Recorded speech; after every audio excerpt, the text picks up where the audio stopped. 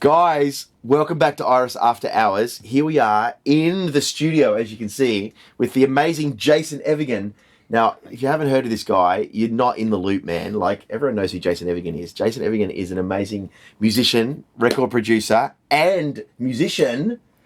And Jason, he's here in Los Angeles, doing his thing. And Tarzana, man. Yeah, Tarzan. It looks a bit like Tarzan. I used to just cut my hair. I had my hair in here. No way! I really had the Tarzan thing going. Come on. By the way, funny fact, just for anyone who cares, this is called Tarzana, because the inventor of Tarzan, this is basically his city. He started the city. I never knew that. Yeah, and he wanted to actually call it Tarzan, and they said no, so he had Tarzana.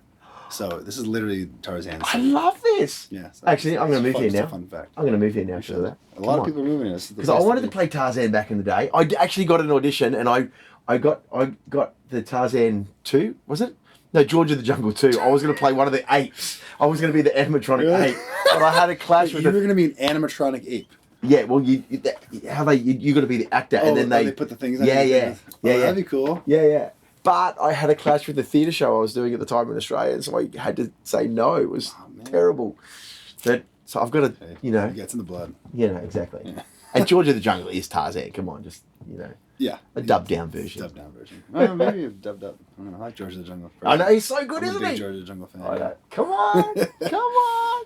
Yeah. So Jason, oh my gosh, I don't even know where to start. Like, what a crazy journey you've been on. Yeah, it's been wild. You are a very talented man, obviously, and your gifts are amazing, and you serve well with them, you perform well with them. Mm. But when did you have a crash course with God? What happened? Oh, yes. Tell us what happened on the journey of your life where the intersection came and things It's a big intersection. changed. Come on. So, wasn't raised in the church. Nope. Wasn't raised with it. My parents did take me to church, when I was a kid a couple of times, and right. It was. Are they believers, your parents? They are now. Whoa! Come on. Yeah, but it was one of those. It was one of those things where they felt like it was the kind of thing to do, get the kids going to church. So, and then that lasted. I don't know how many, off and on. It wasn't like a thing. It wasn't right. like a. So then I throughout high school and the college years, I didn't go to college, but those years, I was definitely atheist.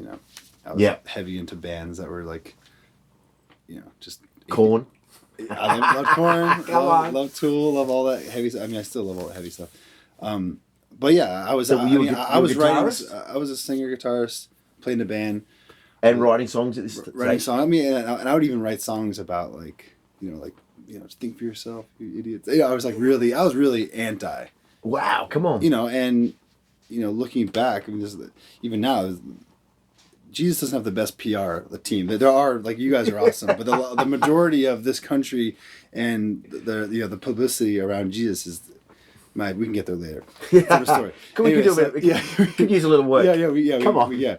So, but anyway, so my wife was actually raised in the church in a really. She went to she was raised in Grace Community, John MacArthur, so really conservative. Oh yeah. The John MacArthur stuff super ultra conservative. Yeah. I might say. So when she grew up, she kind of pushed that away. Yes. So when we met, she had it in her roots, but she had kind of pushed the whole thing away. How interesting that God brought you along. Yeah. How did you meet? So what was the story? We met at a club on the Roxy, above the Roxy. I went up to a friend who I've been friends with since 7th grade, and she walked up to him at the same time. We connected. I was like, she's really cute, And then, so we dated for a while. Our relationship was great at the beginning, turned really toxic. I was on tour. We broke up for a year. And you toured as your own thing, or you in a band? Yeah, I was in a band called After Midnight Project. We did pretty good. We were touring with bands like Deftones, Chevelle, these big rock. After Midnight Project. After Midnight, yeah. Oh, After Midnight Project. Oh, After Hours. Come on. Yeah, so Midnight Oil. I'm just saying. Yeah. And I was we broke up for that year. I was out living my dream, playing in arenas, playing in front of 15,000 people. Is this when you opened for Korn? Yeah, that was some of the time. Yeah, a couple on radio festival shows open for Korn, and then but there was a big hole missing in my heart, and I was living the rock star life. I was doing things I wanted to do. I had the girls, and I was I had like drugs and all the things that just I thought as a kid growing up, this is what would make me happy, playing in front of people and being this person on stage with 1,000 people. I was like, wow, there's something missing. I didn't know what it was. And you were writing a lot of the songs you were singing? And I wrote all of them, yeah. I wrote all the songs. Oh my gosh, yeah. So you were doing your thing. You were living the dream. Yeah, this is when I was around, so at this point, this was around 25, 26, 27, when we got to that point. So, there was, from the outside, it's like, man, this guy's got a great life, Yeah. Victoria and I were broken up, and then we got back together, and while we were apart, she started actually going to this church, Reality LA, and when we got back together, she's like, hey, I know you're not into church and that kind of stuff, but I found this pastor. I think you might actually like I think he has tattoos. I'm like, oh, and for the first time ever, I had this warm feeling over my body, this pull, like go. I'm like, oh my gosh. I'm like, okay, I'll come, I'll check it out. And I go in there, and he's going through literally the first chapter of Ecclesiastes, which is, tried everything underneath the sun, and I feel empty, and this. Oh my gosh! And I really walk in. I'm like, is this planned? Like, did he? And he's like, no, I didn't. This is not. So I kept going back. Yeah. Did you say this just for me, or what's going on here? So I went back next week, and just my life within a week, I started something changing. I couldn't figure out what it was, and it was like feeling something. And I remember, I think the 4th or 5th week of going, I was praying, and I closed my eyes, and I was like, God, okay, I believe in higher power. I believe in God. Like, who are you? Like you need to reveal yourself to me. And literally, gosh. Jesus just showed up, and I saw myself sitting here, and the presence of God, like Jesus filled up the top of the room, which is crazy. Later on, it's actually scriptural, because I always try to explain. I was like, it's almost like a blanket, like a sheet on the thing, and 6 years later, I read when Peter said the Spirit of God filled up the ceiling like a blanket. It was literally the same. It was like, well, that's what I saw. That's what I've been telling you. That's the same kind of thing I saw. Oh my gosh. So and he was smiling, and he said, I'm not this grumpy old man in the clouds like you think I am. And I've been with you, for your whole life, and you just haven't looked up. And it was just like, he's like, I'm pleased with you. And he saw his smile. It was just like, I started crying. I cried so hard I couldn't. I bet.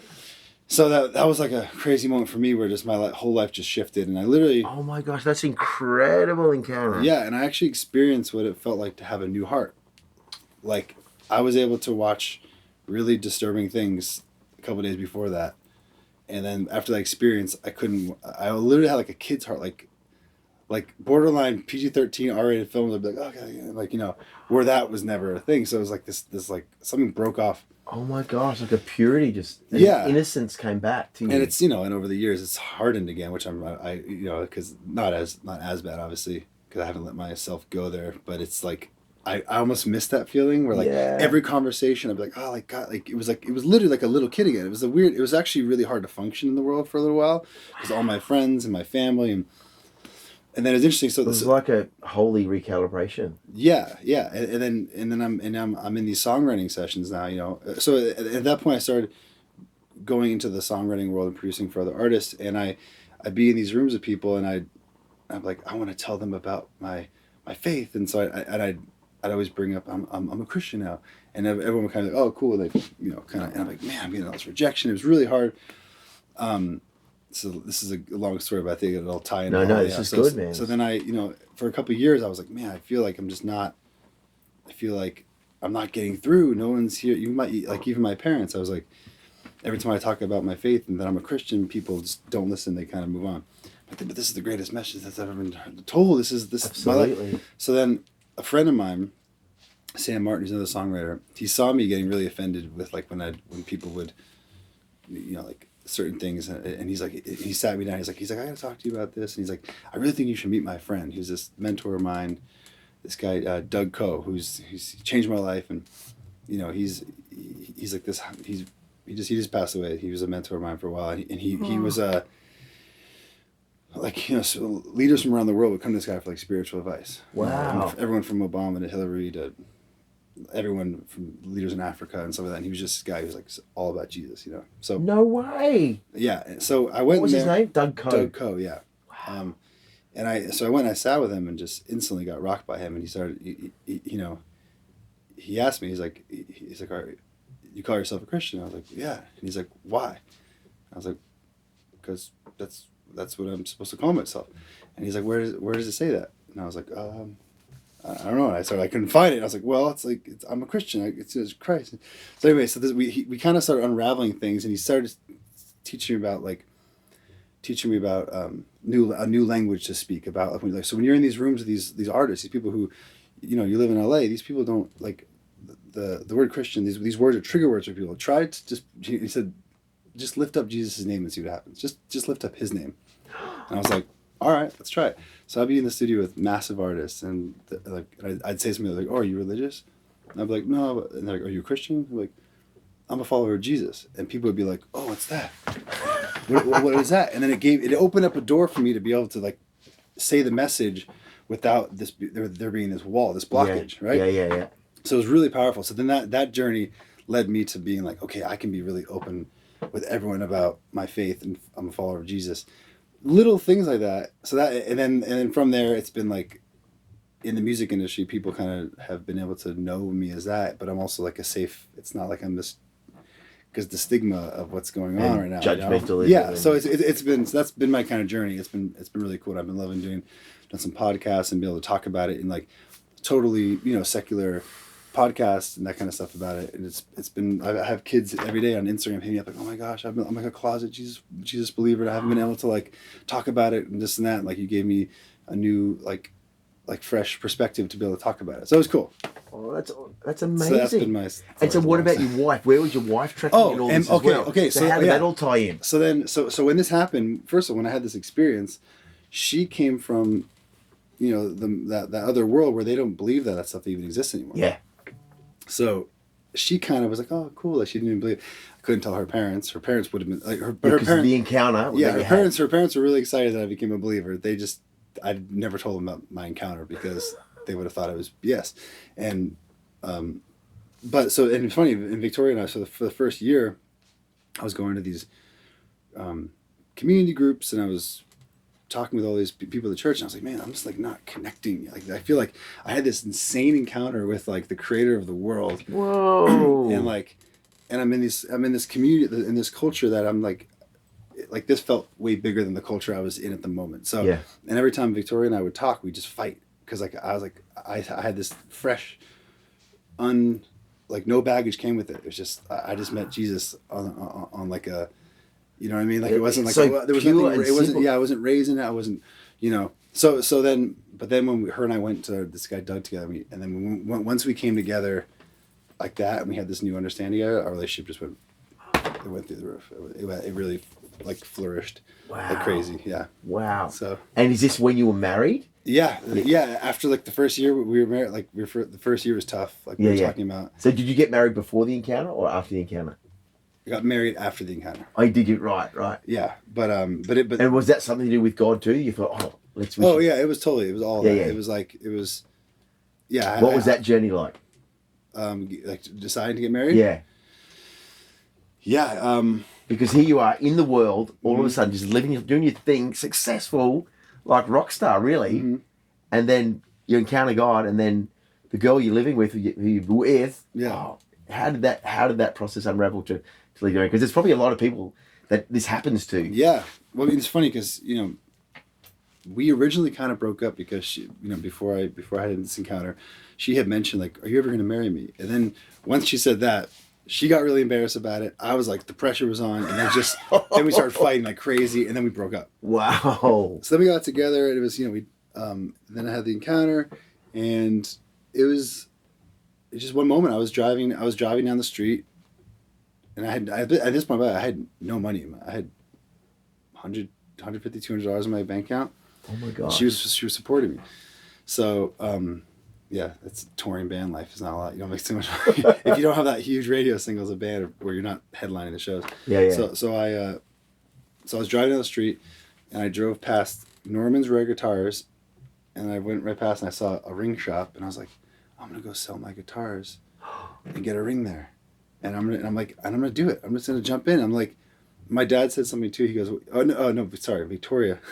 My dad repeated in the wedding video what Victoria said. So I always yeah. I gotta get Victoria, I was like, I don't have money. I'm not ready to get married. I don't feel like I'm established enough. And she's like, why don't we build an empire together? And I was like, never thought about that. Crazy thought. And she's like, yeah, like, you know, we're you know. So then I went and did that, and then yeah, just propose on Christmas. So you sold your guitars? I sold at Norm's? 2 guitars at Norm's. And went and bought a ring. I bought a ring, yeah. Oh, that's so cute. That, and then it's crazy. Once we jumped in, like, and got married, I had like my first hit like, really shortly after. No so way. It was like a little like sprinkle blessing. Like, all right, like a big song. Like crazy. Wow. Yeah. So it's crazy. Yeah. And was that you singing, or did you write that for someone I wrote else? it for Demi Lovato, a song called Heart Attack. That was my first. And you wrote that song? Yeah, I produced it and I co-wrote it and co-produced it. Yeah. Come on. A whole team of us did it. Yeah. Wow. Yeah, that's cool. Oh So, my yeah. gosh. So now that's that. Yeah. So how many years down the track are we from that now? So that was 2013. Okay. Yeah, so that was 2013 when the first song happened. Yeah. Nice. And is there any? Are we going to see Jason Evigan back on the front line again? Singing. Well, so now flash to Victoria's a hairstylist. She's a hair and makeup artist. Oh, okay. Nice. And about almost 4 years ago, we built the studio. This is amazing. This studio is incredible. Thanks. Yeah. So about 4 years we built the studio, and it was on our 5-year anniversary. I was like, I get this new studio. Why don't we go try to make some music together and see what happens? You and your wife. We did it. Turns out now we just finished an entire album together. We have music videos. Can we get there? Is it released yet? There's 2 songs that are released. Like we did like a soft release. But we're about to. How do we listen to them? It's called Elephant Heart. Elephant Heart. It's on Spotify. Yeah, there's a song called Haya out right now, and we realized Come on, guys, listen to this song. Elephant Heart. So we said let's do like undercover worship music basically. So music for the secular world. That's all like it's our love songs to God and our love songs to each other. Yes. And so if you hear it, you'll hear it. It's like super. And I never made music like where you go in, you pray before, and every time you hit a block, let's pray. Like let's make music that's just bigger than ourselves, kind of thing. It happens. I mean, because you're making songs and you can't help it. But, like the channel's there, and like you said earlier, sometimes the if it's darker, the other type of angels will partner with it. But so I've had moments like that as well. That I'm like, why did I do that? Why did I put that in the world? But I've had a lot of songs that I feel really good that are out there in the world too. But this one was just like it's an Elephant Heart. It's like dedicated to that kind of vibe. So our dream is to have, just that the Spirit of God just like touch everyone and they don't get people. It's I'll show some of my friends like, oh my God, check out this song, like Stephanie Gretzker. She's like my favorite. We were in the same year together at ministry school at Bethel. Oh wow, yeah, she's special, man. And I'll play a song for something, and he'll be like, her songs are in this film too. Oh really? The other night, the Unplanned movie, yeah. Two of her songs, 2 of her amazing singles, yeah. And I'll play it, and I'll be like, oh, is this a Christian music? I'm like, yeah. They're like, oh, cool. But like at first, like they're really into it. I'm like, man, like it's so hard. Like, how do you break through that stigma? Yeah. Like, there's so much like Tips of My Toes. That song. It's the most powerful. From the tips of my toes. It's like the most. I was in an airport in Denver, Colorado, and someone sent me that video, and I just was bawling watching that video. It's so powerful.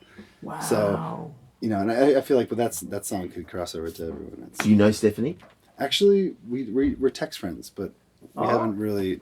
Oh, you guys have got to do something together. Yeah, I one day I think we will. She's, I out of all the songs I've heard, that like that's just, I really connect with her stuff. Come on, yeah. All of my sons have a birth album that we've played, and Undone. What do you mean a birth album? Well, we play it during the birth, and then when we get home, we play it. So it's an album that's associated really strongly with the birth. I've got 3 sons. I'm about to have a 4th son. I don't know which album that's going to be for him, but it just happened to be for my second boy. Stephanie's album Undone was the one we played during the birth and after the birth, and that so reminds me of. That's amazing. Yeah. Oh, that's so cool. It's so cool. Gosh, that's incredible. Yeah, and so, Jason, this is a real thing, isn't it? With the world and with the music and the stigma that Christianity has. Yeah. And I'm sure the devil's involved in that as well, like ramping it up and bringing in the division because he loves us to divide and judgment. And he got in there early.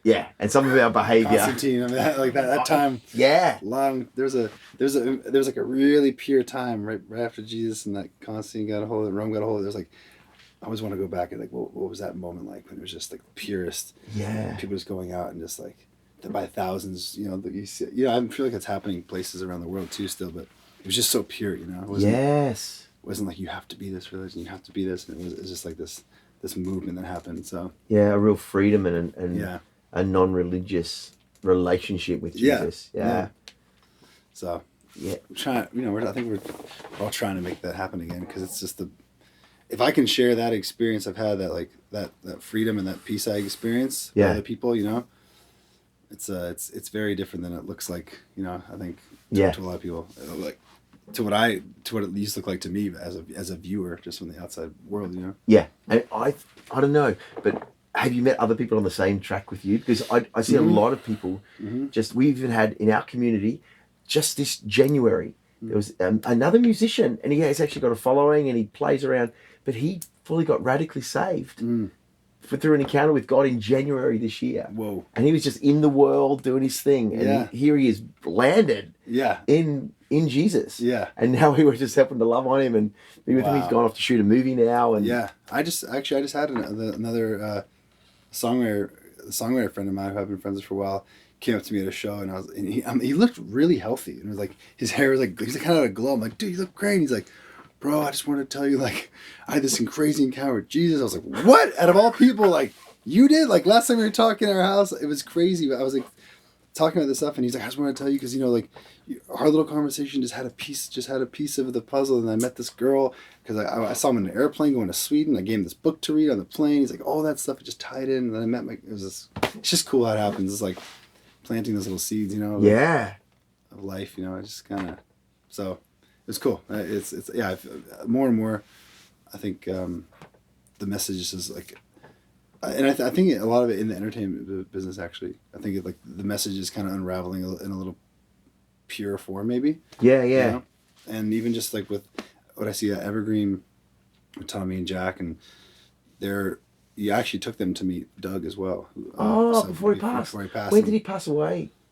Almost 2 years now, actually. Right. Yeah. So it was cool to get to experience that, like, you know, just him and so I think they've kind of like taken a bit of that and brought it into the church, and I feel like, you know, people like some people who came down to some sozos here from Bethel.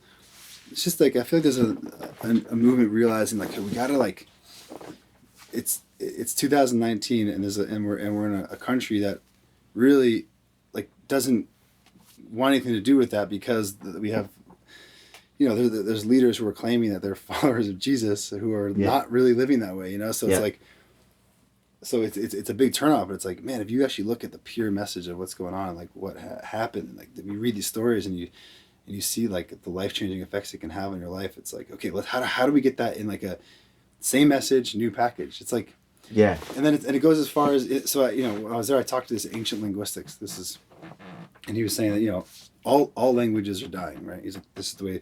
He asked me, he goes, when you think of Shakespeare, what do you think of? I said, I like the most well-spoken, you know, writer of all time. He's like, well, turns out Shakespeare was writing, that was Ebonics for the time. That was like the Kendrick Lamar of the time. He was writing for the people. He was writing for the you know, the people who had no education. So that was was the low class. That was the low class. Yeah. So now for us, it's the King James thou, thou, you know. So it's like you need to, you have to change the language for the time. Yeah, for right. People, you know, and even the NIV, that was written for, I think it was like the peasant farmers. You know what I mean? Yeah. So it's like, how do you keep the message and package it in a way that it doesn't lose any of the potency, but it breaks my heart that people don't even get to hear it because they get turned off by trigger words. You know? Yes. Yeah. So that's kind of been I'm literally thinking about even writing a book about it. Come on. Because I'm so passionate about that, and it kept me away for so many years. Yeah. Like, man, my life would have had so much less pain if I just like. Of course. Would have heard like, oh wait, just think of all that. Yeah. So. I know, isn't it crazy that our journeys often involve so much pain and so much stuff to get to the point of actually, but at least we got to the point. Yeah, you know, there's some people that never get there. Like, how tragic is that to go through that pain and never find Jesus? Mm-hmm. Yeah. I mean, aren't we the luckiest people on the world? Like, and we've got this to share, and it's like, it's like we've got to find the package. But Jason, tell us what you think, because I know that with art, whether it's music or painting or film, theatre, whatever, that people are more receptive and open when things. What's your vision on, like, being, say, a musicianary? Musicianary, yeah. You know. I mean, that's kind of what Vic and I are doing now with Elephant Heart. You know. Yeah, and where did that title come from, Elephant Heart? Before we even got married, I was at a museum with my dad, and I saw this huge elephant heart and this little brain next to it, and I was like, "Whoa! One day I'm gonna do a project with that." I told her on our honeymoon, I'm like, "Man, I got this idea. I'm gonna do like a collective with all my friends. It'll be called Elephant Heart." And she's like, "Cool." And I held on to the name forever. And then one night, someone's like, "What are you guys calling this music?" To me and Victoria, "What are you guys calling this music?" And I was like, "This is Elephant Heart. This is it." And like the biggest heart, like in God is the biggest heart. So it's like it all kind of all ties in, you know. Oh my gosh, that is so crazy. I mean, just hold that musicianary thought for a minute, because when I first encountered Heidi Baker, who, this is Iris Ministries, this is like, we work for Heidi, this is her podcast. Thanks for having me on, Heidi. Yeah, we love you, Heidi. She would always preach bigger, bigger, bigger, smaller, smaller, smaller. Bigger, Oh, really? Bigger heart. Oh, that was like the mantra of the time. My gosh. So I can't believe, Whoa. I can't wait to tell Heidi about this elephant heart thing, because that was a thing she was on for many, many years, and she still brings it back. You know, mate, bigger heart, God, give us bigger hearts. Give us smaller up here, because, you know, you get caught in your head and stuff. Yeah. It's about the heart, you know, in him. And God showed her a vision of people, the saints. Have you ever read her book, Aaron Rowland's book? I'll give you a copy. I'll post you a copy. It's their testimony. It's autobiographical, so they've written it themselves. Whoa. It's called There's Always Enough. And my wife and I read that to each other before we knew them in our first year of marriage, and we wept at the end of every chapter. It was just, really? It was just the bar of what you can do with your life as a believer. It just went from here to like here. And Heidi and Roland just decided to read the Bible, believe the Bible, and go and do it in the world, you know, and love people. It was just crazy story. Whoa. But that was the thing. In the end, she talks about the vision of the saints with the oversized hearts. So their hearts are almost out of their bodies. They're that big, and their reins on their chariots. But their reins, Jesus has their reins, and so they're just going. God's leading them, but with their oversized hearts in their chariots, and the saints are transparent. Wow! So isn't that a beautiful vision? It's crazy. Yeah, that happened with Vic and I too, when we came together like that.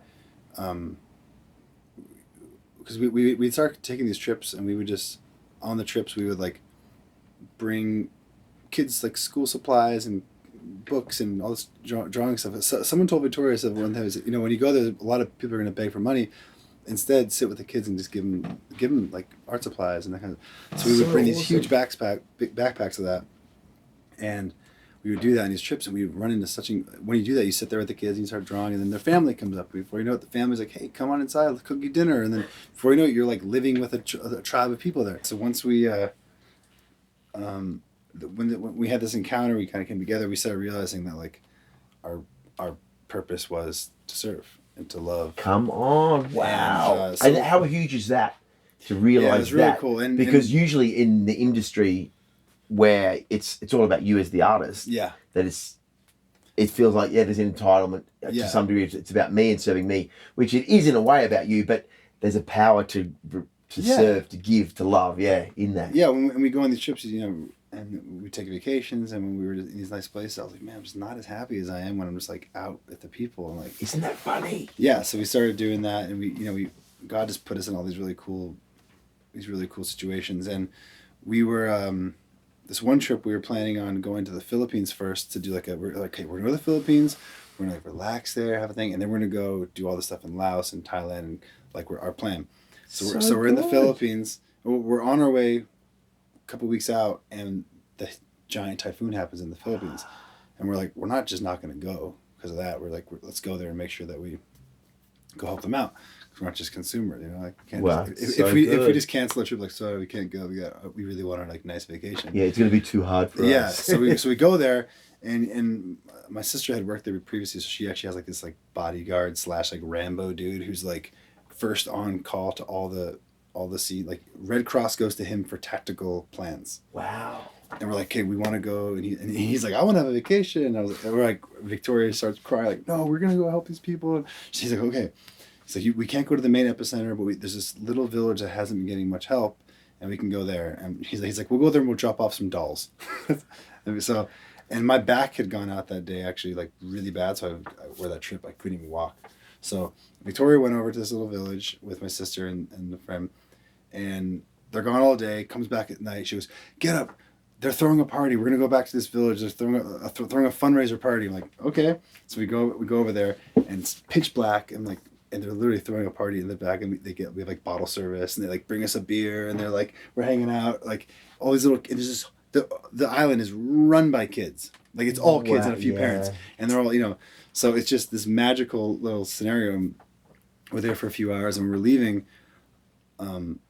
Victoria goes, "I promise you, I'm going to see you again," to the kids, and I'm like, "Big promise." I'm like, "Promise, okay." And she goes, or I think Brianna or one of us, I think Brianna said, she goes, "See that big star up there, North Star? Like when you look up to that star, we see the same star every night, so just know we can see it." And like we're all crying. We just met these kids, and we're crying, and then we go home. And actually, we actually met with Doug, who I was telling you about. Yeah. And he says, I see a vision for you guys. I see, Vic, you have this heart for the world, kids around the world. You're gonna start these nonprofits, and Jason's gonna be able to fund it with everything. And I was like, let's go. So then we started this. So then we're like, how do we stay in touch with all these kids? Like, how do we say, because we can't just single one out. We want to sponsor one kid. So we thought of this program.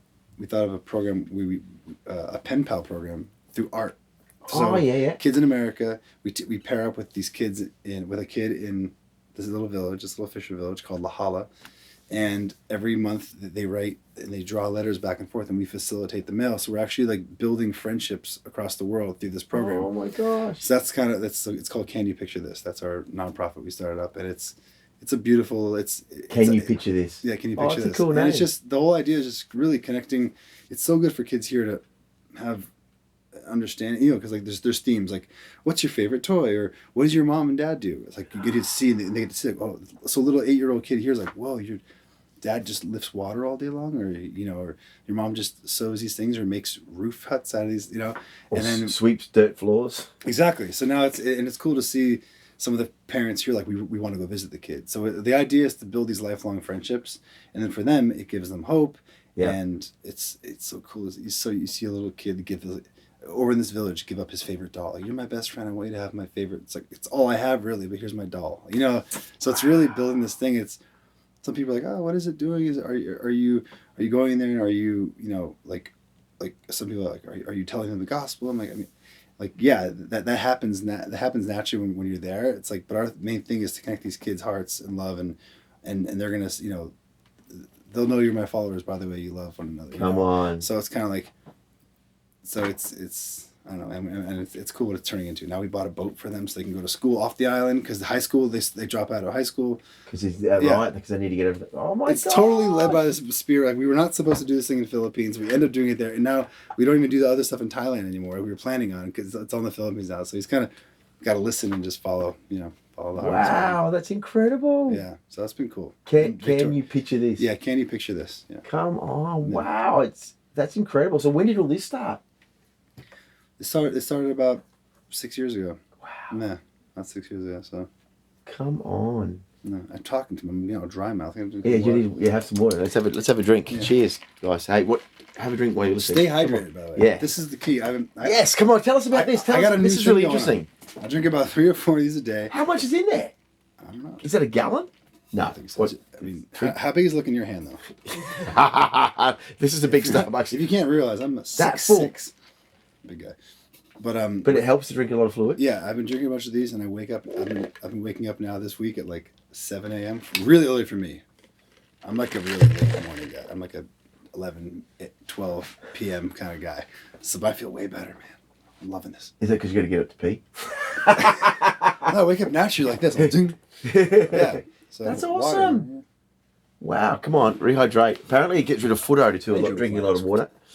What is it? But foot odor. If you drink a lot of water, my foot's been smelling better. There you go, see? My one foot. My foot. Yeah. He has got 2. There's just one in the shot, that's all. True. Yeah, so how did you lose your foot, Jason? Yeah. Let's do a miracle right now. Yes. You want to see your foot grow back? Come on. So yeah. Oh my gosh. So that's like music. That is the musician area right there. Yeah, I mean, it's, yeah. So when are we going to hear the rest of the album for Elephant Heart? Elephant Heart, we are planning now. We've built a good team around it, marketing, the whole thing. Oh. So there's going to be a hard launch as well. You've done a soft launch, but there'll be a hard music launch. video. We did this crazy music video that's coming out. The first single's probably 6-7 weeks. Oh, guys. The single's called Lenguas. So it's probably out now, guys. We're probably 6 or 7 weeks in the future right now on this video talking to you guys. The first video, the song's called Lenguas, which means tongues in Spanish. Yeah, right. So it's cool. Yeah. Oh my gosh. Yeah, it's like it's a I'll show you guys after. This one's like super like this song is electronic, almost like it's just kind of speaking tongues in it actually. So it's almost all like no. That's super powerful. English language. Come on. It's cool. Yeah. Wow.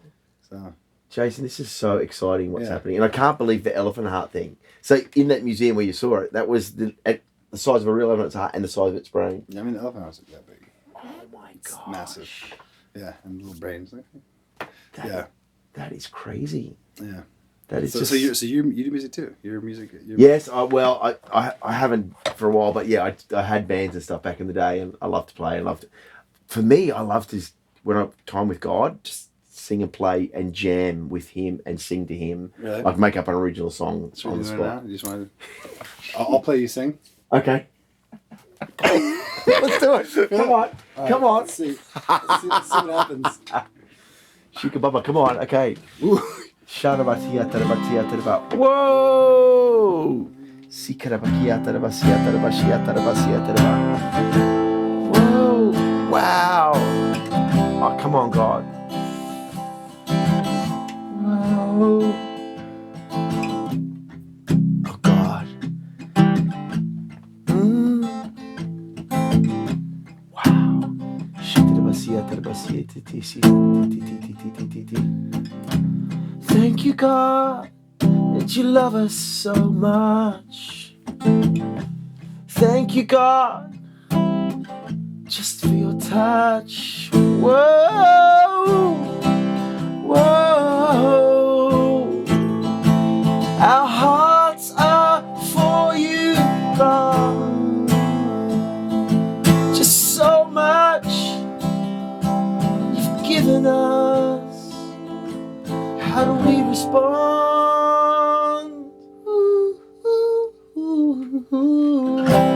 Just to say we love you.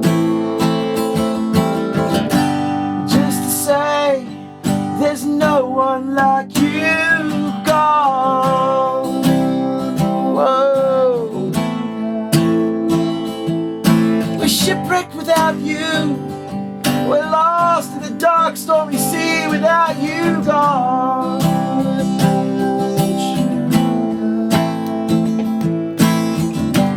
You came down and you rescued us. Rescue me, rescue me, rescue me, rescue me, rescue me. Rescue me, rescue me.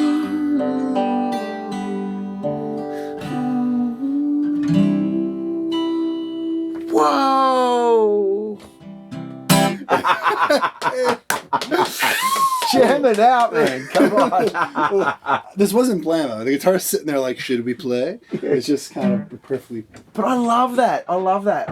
Every morning I will get something when I get chance. When I've got 3 kids, so it doesn't happen every morning, but I wish I had every morning. Yeah. Sometimes I got like 2 or 3 kids on me when I first wake up, so it's like, wow, okay. That sounds amazing. But I do jam out with them sometimes. Yeah, kids are the best, man. I know. I'm ready. Yeah. That's the next. I feel that's the next chapter for us. For sure. Wow. You see Vicky on stage with the elephant on her little belly. Yes, come on. Yeah. Oh man, I'm super excited about Elephant Heart and the future. And Jason, what? Any final thoughts or about the future or any? I just feel like there's some young musicians out there or people listening. Any advice about walking with God and walking as an artist? Yeah, definitely. I think Yeah, for the musicians out there, I think the big thing is to. I mean, I've never made it about the money, and I know Quincy Jones said like, the second you bring money into the room, talking about money, like God leaves. Like, wow.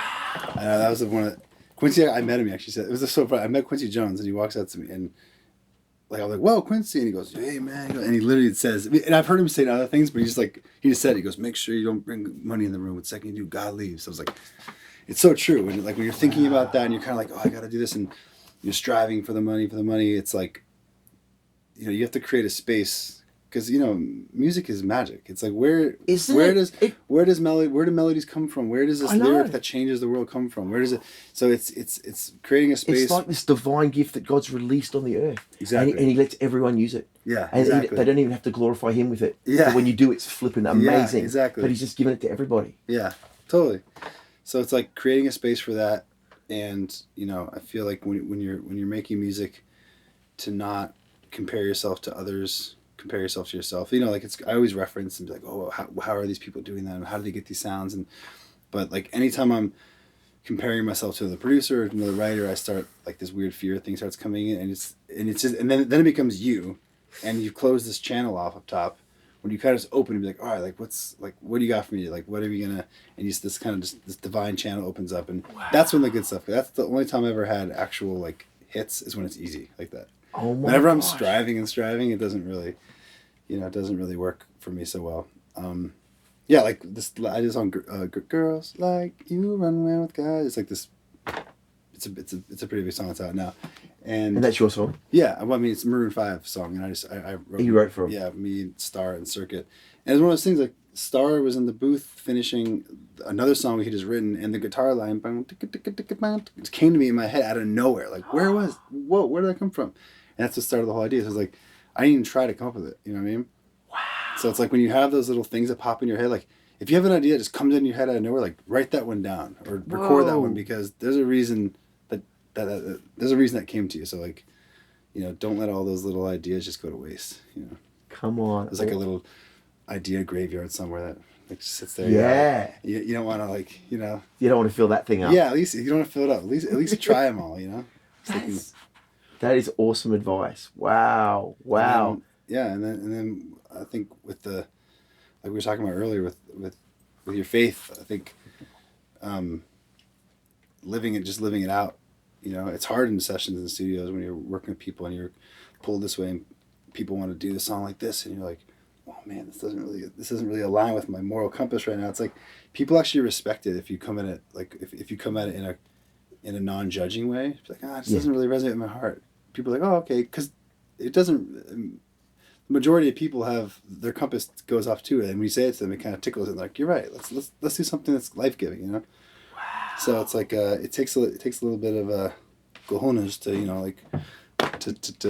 do that in the session, because you're afraid of being judged or being that. But as long as you come with it like a pure kind of love and intention with it, I think people will resonate with that. Because especially right now, people I think are really ready to put good stuff out in the world. I think yes. People are dying for that right now. They are. Hey. Yeah. Absolutely.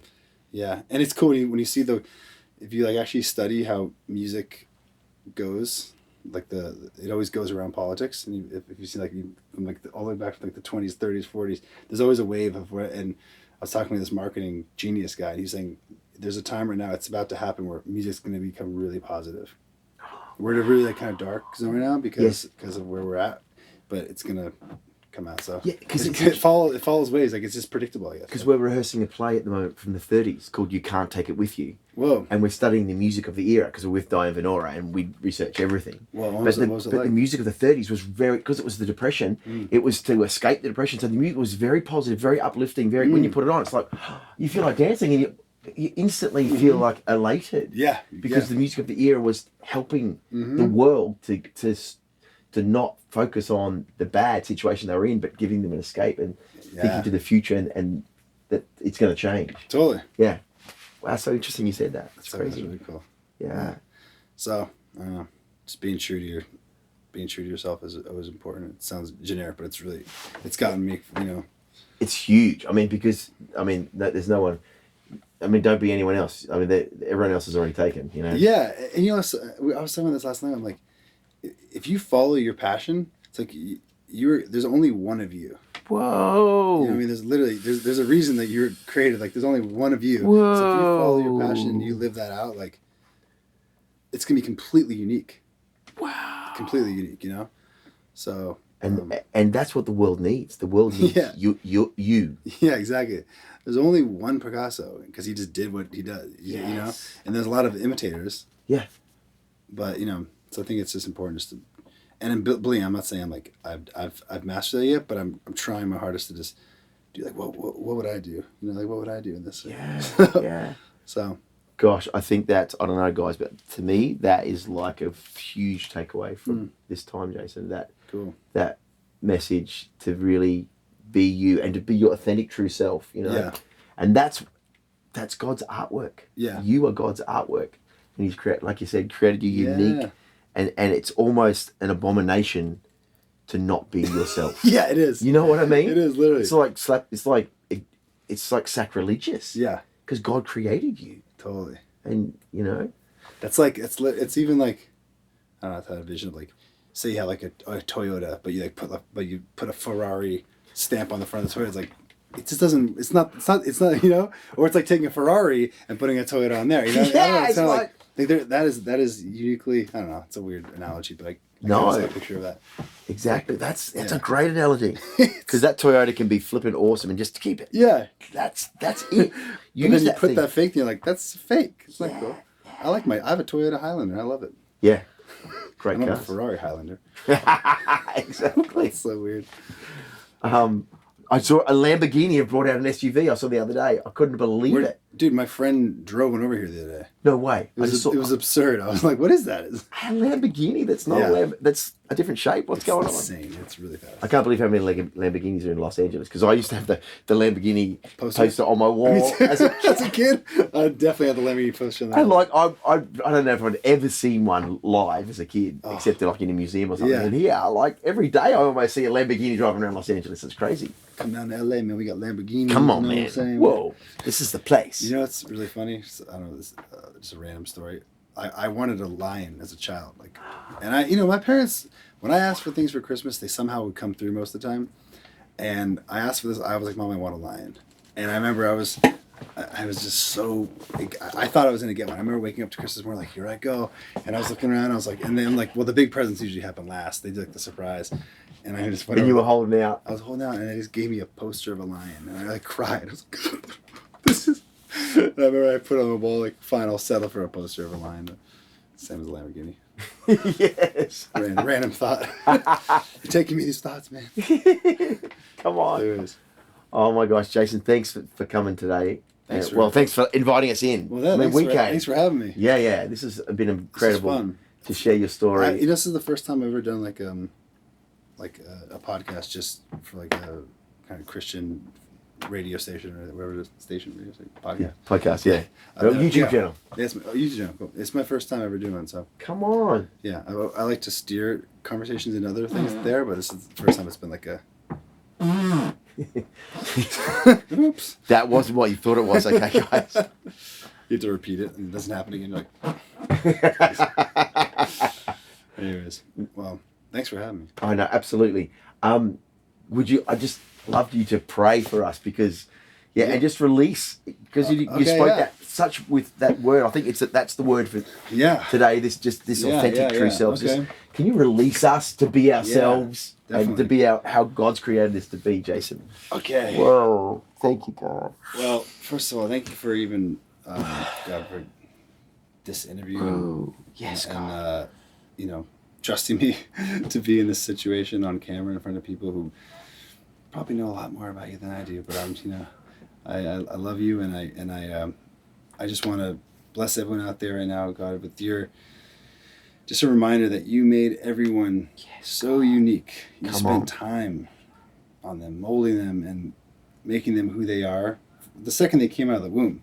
Whoa. So yes, I just ask the next time someone compares himself to someone else and I want to be like them, or healthy mentorship and healthy inspiration is great, but God, I pray that everyone can just have a real understanding that they were made with a purpose. Come on. They are but 100% unique. Yes. There's no one else in the world. Literally, no one else in the world. Out of how many billion people are in this world? It's about almost 7 now, isn't it? Yeah. Whoa. It's a lot of people. There's no one else like you. Come on, God. And that it would be literally a disgrace to let that uniqueness just go to waste. So yes. Encourage and ask for crazy downloads the next time.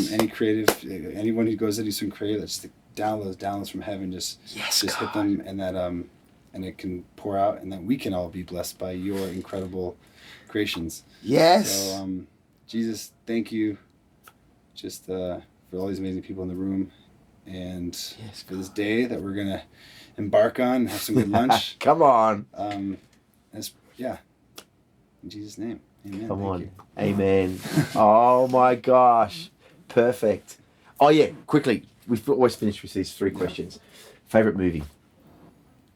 2 just came to mind. Braveheart and Forrest Gump. Braveheart's mine! Yeah. Yes! Come on! But dude, I just watched it recently on HDTV, and it was like watching a Civil War documentary, like on like TNN. Where I was watching, what? That's Braveheart, and it was like, because the HDTV gives away all the, you see people running, and they're like, it was like, don't do it. It'll ruin it for you. Yeah, because it's too clear. Like, I'd actually walk out. If it's on HGTV, just walk out. Come on. Don't do it to yourself. Wow, because it takes away that sort of cinematic sort of feel of it. Yeah. I know that. That's a real thing, isn't it? It's so weird. It sort of like turns movies into television. Yeah, I think people are being brainwashed. You're like, dude, it's way better. I'm like, no, it's not. Maybe for playing games and sports, but not. Yeah, or looking at nature not pictures. For film. Maybe for the hunt, it's better. Yeah.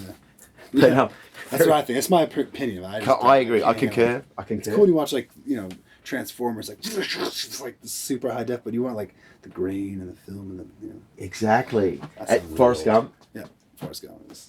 The DP, the grip on Forrest Gump is an old guy that goes past my house in his wheelchair, and that was the film he worked on. Really? He's retired now, but he was in the industry, and that was one of his films. Just hurt his back. He's in a chair now. No, he's old. Oh, he's old. He's retired. Yeah. Okay. So yeah, but that's just a random story. But yeah, that was a huge film. Jenny, Peas and Carrots. Jenny. Love that movie. This is good for this is a great question for a musician like yourself, but what is your favorite sound? Ooh. Oh. Well, it's something kind of, the first thing that pops in my mind sounds really weird, is that when I wake up, it could be dark, could be cute, I can't do it. When I wake up in the morning, and I see Vicky laying there, and I hear a little breath. I'm like, okay, good. You ever see she's like laying there, like in her, I'm like, are you okay? And then that sound is like, it's like the. It's something else. I don't know. Oh, it's beautiful. It's probably the sound that like gives me the most relief when I hear it. I do that sometimes with my kids when they're sleeping at night. I'm going, if they're sick or something's going on, I'll get down and and I hear the breath. And I go, yeah. It's random. That's the first one that came, because I love sound so much, but and I love I get really technical. I love the sound of distorted analog synths. You distort them and just like kind of like in your ears a little bit. I love that sound. Come on. You say distorted analog sound? Yeah. Analog synths, like when you really distort them and they kind of become like this granular texture sort of thing. You put delay on it and just like kind of surrounds your ears. Yeah. Wow, cool. Now, and the last question. Now, when life's over for Jason Evigan, and you've lived it, and you're on your way to heaven, and you're just about to meet Jesus for the second time, what are the first words you want to hear him say to you? Oh my gosh. I heard 2 things. It's like, it's okay, and like, it was almost like you're like, you really are forgiven. Wow. Because there's that doubt. Sometimes you're like, well, what if the whole thing's not? What if it's not really? You have these little doubts of like faith. And what if the story is not? And then you have like this, like, it's just that feeling, and you're like, yeah, like, gosh, what a gift! Just get over here, But what is there a better gift than forgiveness? The freeing of all debt, man. It's just the most beautiful thing ever. From friends too, from everyone, from your wife, from your family, and then from the ultimate, like, it's yeah. Wow. yourself, when you can actually really forgive yourself, how powerful that is, you know. Man, we're messed up people, man. We can't, you know. So we are in need of a savior. Yeah, for sure. You know. He came for me, man. Yeah, me too. The sick need a doctor, man. Same. I need you, God. Yeah. Come on. Totally, me too. Shikawawa. Now, look out for Elephant Heart. Yeah, Elephant Heart. Is it an album, or is it a project, or is it a non-prop? Is it just the album name? We haven't figured out the album name yet, but we have a song out now called. It's your band. Yeah. Me and Victoria. It's called the song. We have a song called Hiya, Hiya, and then Warfare as well. It's out now. There's 2 on Spotify, or actually do it from Apple TV. We have us songwriters have a little beef with Spotify right now. Do you know that? Really? They're trying to sue us right now. It's crazy. Oh my gosh. It's actually really messed up. And what about Amazon Music has got it too? No, yeah, Amazon. Yeah, if I go into the Spotify thing, but it's actually a real problem. Like they're not paying us barely any money, wow. And they've been. It's a lot. It's not fair what they're doing to us. The labels are getting paid, the artists are getting paid, the songwriters are not getting paid for it. And so we finally passed this law, which is going to help us get more money. It was great. They passed it, and then they're going back on it now. And they've been throwing us these parties, the songwriters were throwing these parties. And it's like, so there's a lot of confusion right now, and I really want to talk with the heads of Spotify to figure out what's going on. Because this is not cool. Like, I use Spotify all the time. You know, like, I promote, every time we have a song on Spotify, like, we promote it. So we got to figure out a problem. Like, we got to figure out a solution to it, because it's not fair, you know? Yeah. But with that said, Hiya's on Spotify. It's on Apple. It's on all that stuff. And then we're gonna drop. But not on Amazon Music. Oh yeah, I mean, it's on all the platforms. Yeah. And we're gonna do it. We're dropping a whole album. So the next single is in about 5 weeks, 6 weeks, and so it's really cool. And then it's all tied in. The nonprofit, everything's gonna be tied in together. It's like this whole collective sort of thing. I love it. Yeah, can't believe it. Yeah. Heidi is gonna be so stoked to hear Elephant Heart. Yeah, that image. Oh yeah, it's totally her heart. Oh man. Oh yeah. Sneak preview. Come on. Play us out with You want to play a little? Play us out with one of the tracks. Let's see. Okay. All right. Let's do. Actually, I'll play an unreleased one. How about that? just to get. Come on. All right. This one's called Africa. Oh my gosh! It's called Africa. Come on. This is for you, Heidi. You know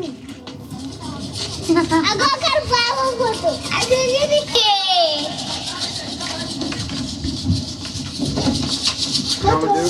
So I'll give it a peek. I'll give it. Let me see. So I'll do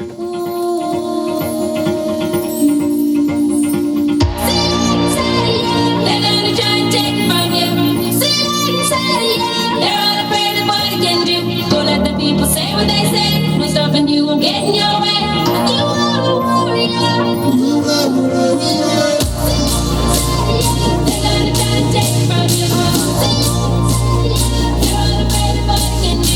Don't let the people say what they say. No stopping you from getting your way. You are a warrior. You are the size of Africa.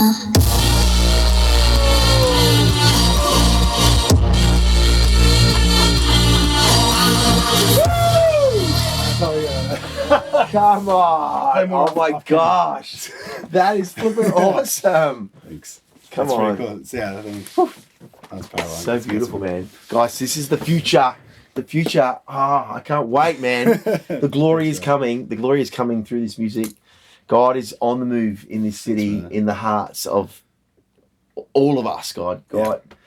And we're praying that no one misses out, man. That everyone is saved in this city. Yeah. Pray for your city. Everyone is saved in your city. Come on. I have this wish that everyone I meet is going to get saved. Yeah. Or anyone I wave to get saved. Yeah. Just complete freedom. Yeah. Peace. Come on. Real joy, you know. Come on. Love you guys. Thanks for watching Iris After Hours. We'll see you again real soon. Ciao. This podcast is presented by Iris Global. For more information or to support the work of Iris Global, please visit us online at irisglobal.com.